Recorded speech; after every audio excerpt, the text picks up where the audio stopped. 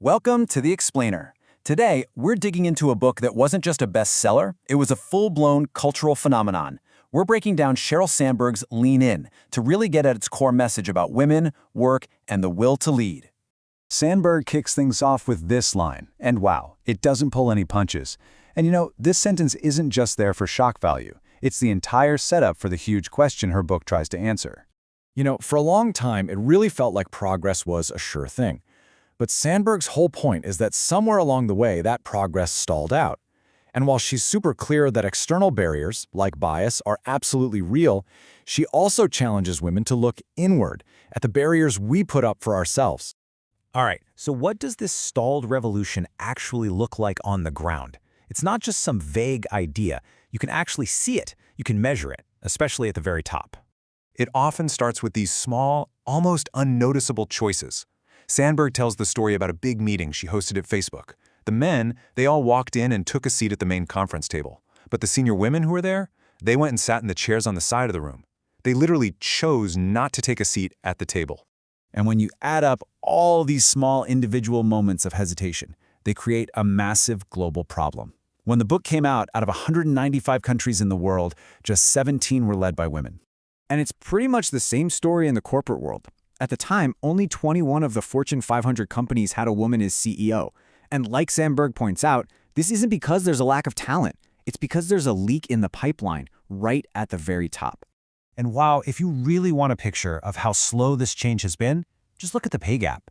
In 1970, women made 59 cents for every dollar a man made. 40 years later, in 2010, 77 cents. That's a gain of less than half a penny a year.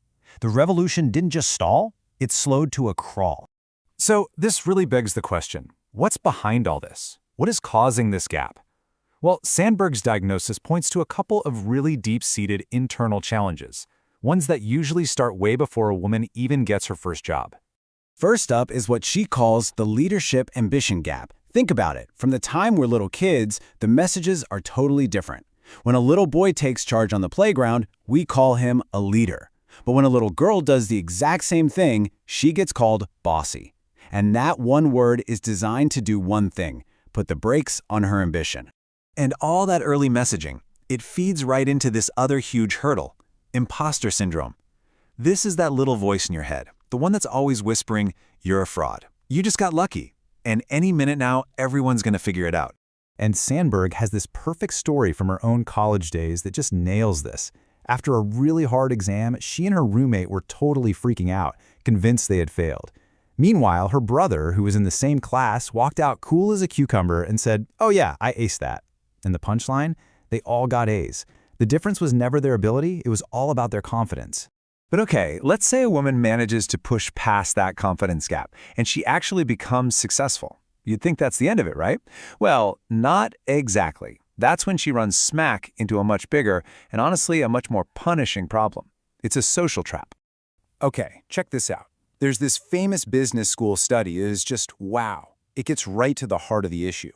A professor gave students a case study about a real successful venture capitalist named Heidi. Then he gave the exact same story to another group of students, but he changed one thing. He changed the name to Howard. And the results? They're pretty shocking. The students rated Heidi and Howard as equally confident. I mean, of course, it was the same story. But when it came to whether they liked them, Howard was seen as an appealing guy you'd want to work with. Heidi, she was seen as selfish and not someone you'd want on your team. And right there, that's the trap. As men get more successful, they actually become more liked. But for women, the data shows the total opposite is true. The more successful a woman becomes, the less people, and that includes both men and women, tend to like her. It's like you get penalized for winning. So, if the path to the top is basically rigged with these social landmines, how in the world do you get through it? Well, Sandberg's prescription starts with just throwing out the old map entirely. She says we need a whole new metaphor for what a career is. You know that classic idea of a career ladder, right? One rung after another, straight up. Sandberg says forget that. Think of your career more like a jungle gym. It's way more creative. You can swing sideways, you can climb down a bit to learn something new, and you can find all sorts of different ways to get to the top. Plus, the view from a jungle gym is way more interesting.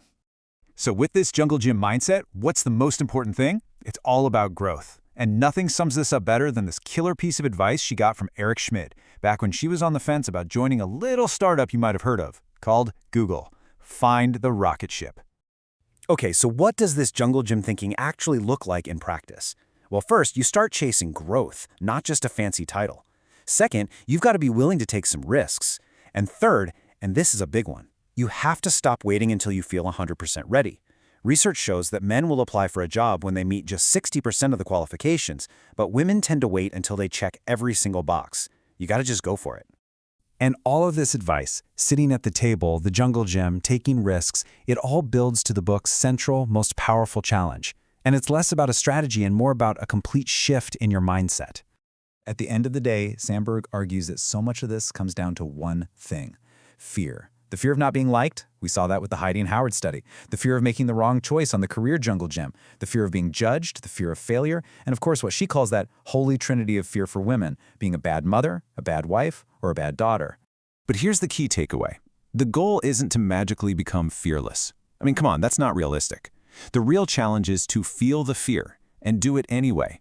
That's what leaning in really means. It means you sit at that table, you go for that challenge, you own your success, even if your voice is shaking a little while you do it.